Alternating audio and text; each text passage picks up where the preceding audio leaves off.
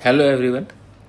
आज जो प्रॉब्लम हम लोग डिस्कस करने जा रहे हैं ये फिजिक्स ओलंपियाड की 2024 की प्रॉब्लम है। इलेक्ट्रोस्टैट्स की बहुत ही बेहतरीन प्रॉब्लम है। देखते हैं। क्वेश्चन कहता है कि two small positively charged spherical balls are suspended from a common point at the ceiling by non-conducting massless string of equal length L. The first ball has mass m1 and charge q1 while the second ball has mass m2 and charge q2. If the two strings subtend angles theta1 and theta2 with the vertical as shown, then ये हमें options given है, हमें इन options में से सही option बताना है। इस क्वेश्चन को हम कैसे करेंगे? सबसे पहले हम अप्रोच अपनी क्लियर करते हैं। यहाँ पर हमें दो जो स्मॉल स्फीयर्स दिए हैं, ये स्मॉल स्फीयर्स के मासेस m1 m2 हैं और ये रेस्ट में है यानी इक्विलिब्रियम में है। अगर ये इक्विलिब्रियम में है तो इन पे नेट फोर्स 0 होगा। ऐसे में हम इनके ऊपर फोर्सेस ड्रॉ करेंगे और आसान तरीका है, क्योंकि यहाँ पर सारे फोर्सेस हॉरिजेंटल वर्टिकल नहीं है, तो अगर हम हॉरिजेंटल वर्टिकल में रिजॉल्व करेंगे तो ये कॉम्प्लिकेटेड बनेगा। पर एक अच्छा तरीका है कि अगर हम यहाँ पर दोनों मासेस पे अलग अलग लामीज थ्योरम यूज़ करें तो लामीज थ्योरम से ये क्वेश्चन कंपैरेटिवली इजी हो जाएगा। हम जानते हैं कि कोई भी बॉडी अगर इक्विलिब्रियम में है तो उस पर जो भी फोर्सेस लग रहे हैं उनके लिए लामीज थ्योरम एप्लीकेबल है। It means any force upon sine of उसके सामने का angle is equals to other force upon sine of उसके सामने का एंगल, ये एप्लीकेबल होता है। तो हम यहाँ पर इसे ही अप्लाई करने वाले हैं। देखते हैं कैसे। सबसे पहले मैं ऐसा करता हूँ कि यहाँ पर एक हॉरिजेंटल एज्यूम कर रहा हूँ मैं, और ये हॉरिजेंटल से सपोज स्ट्रिंग जो एंगल मेंटेन कर रही है दैट इज अल्फा। ये m2 पर भी ऐसा ही होगा। ये वर्टिकल मैंने मान लिया, m2 पर एक हॉरिजेंटल, ये भी स्ट्रिंग के साथ में एंगल जो मेंटेन करेगा वो अल्फा, और इसके ये भी मैं वर्टिकल बना ले रहा हूँ। ठीक है। एंगल अगर देखें तो अगर ये एंगल θ1 है तो ये भी θ1 होगा, और सिमिलरली θ2 है तो ये भी θ2 होगा। अब बात करते हैं फोर्सेस की। तो फोर्सेस अगर मैं स्ट्रिंग में टेंशन T1 और T2 मान लेता हूँ, स्ट्रिंग में टेंशन डिफरेंट होंगी, इनके वेट m1g और m2g होंगे जो कि वर्टिकली डाउनवर्ड होंगे। और तीसरा फोर्स इलेक्ट्रिक रिपल्शन है जो कि लाइन ज्वाइनिंग के अलोंग होगा। ये भी दोनों पर इक्वल लगेगा और हॉरिजेंटल से ये भी अल्फा एंगल मेंटेन करेगा। ठीक है। अब बात करते हैं एंगल्स की। तो एंगल्स कौन कौन से हैं देखो जरा। ये जो T1 के सामने F और M1G के बीच में जो एंगल बन रहा है ये वाला, दिस इज 90 माइनस अल्फा। जो M1G के सामने T और F के बीच में एंगल है that is 90 plus θ1 plus alpha, और जो T1 और M1G के बीच में एंगल है ये 180 माइनस θ1।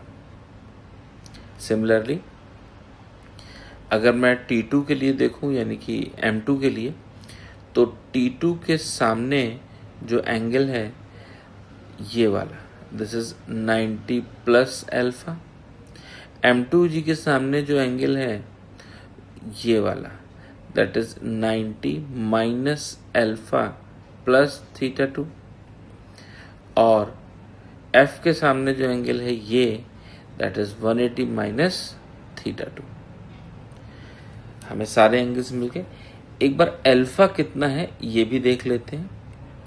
एक फिगर बनाते हैं। ये M1 M2 दो मासेस हैं और ये सपोर्ट हम बना रहे हैं, ये स्ट्रिंग्स हैं हमारी। और अब हम ये वर्टिकल हमारा है जिससे θ1 θ2 हमें एंगल गिवन है। अगर ये स्ट्रिंग हॉरिजॉन्टल से अल्फा एंगल पे है तो जो वर्टिकल है ये भी बाइसेक्टर नहीं है। बाइसेक्टर अगर मैं ये ड्रॉ करूं तो वर्टिकल और बाइसेक्टर के बीच में भी अल्फा ही एंगल होगा। अगर ये ब्लैक लाइन से मैंने बाइसेक्टर शो किया है तो दोनों तरफ का एंगल θ1 प्लस θ2/2 होगा। और अगर मैं इस θ1 प्लस θ2/2 यानी एक साइड के एंगल में से θ1 माइनस कर दूं, इस ये θ1 प्लस θ/2 है, इसमें से मैं θ1 माइनस कर दूं तो मुझे अल्फा मिल जाएगा। तो θ1 प्लस θ2/2 माइनस θ1 यानी कि अल्फा इज θ2 माइनस θ1/2 आ गया। ये अल्फा है हमारा। हमें सारे एंगल्स पता हैं, अब हमें लामीज थ्योरम लगानी है, लगाते हैं।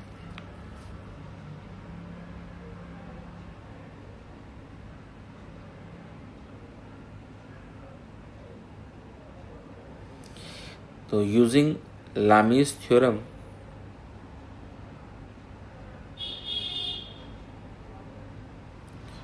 ऑन M1 पे लगाते हैं।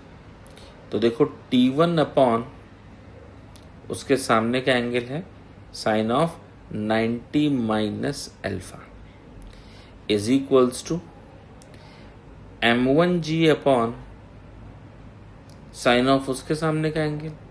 कितना है उसके सामने का angle? That is sine of 90 plus θ1 plus alpha.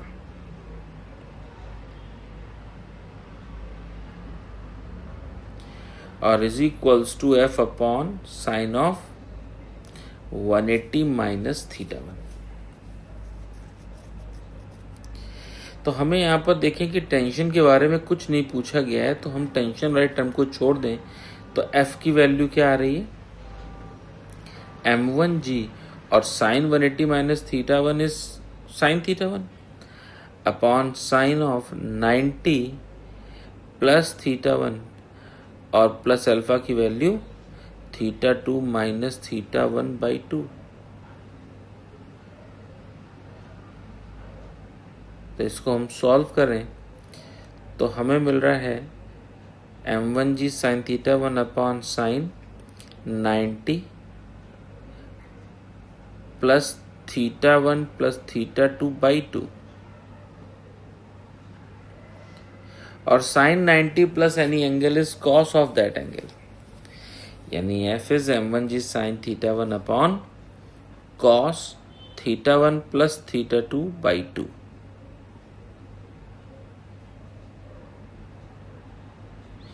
This is equation 1। अब सेम काम हमें M2 के लिए भी करना है। तो using Lami's theorem on M2 same angle देख लेते हैं।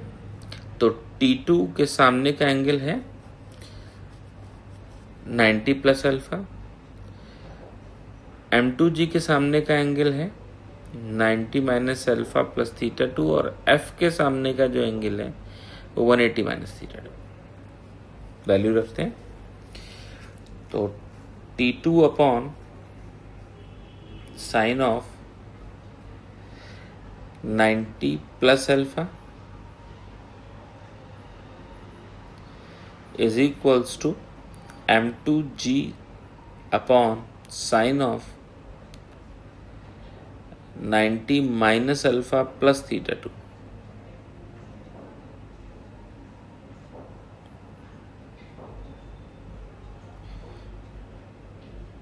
is equals to F upon sine of 180 minus θ2। Again हम T2 वाला टर्म छोड़ के, तो F is equals to M2G sine theta 2 upon sine of 90 minus alpha की वैल्यू क्या होती है, थीटा 2 माइनस थीटा 1 बाई 2 और प्लस थीटा 2।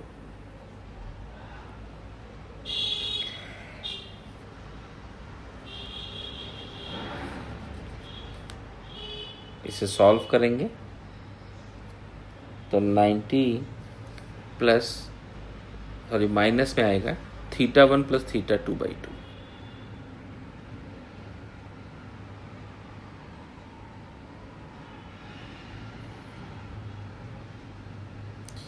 पर sine 90 minus any angle is cos of that angle, तो m2g साइन थीटा 2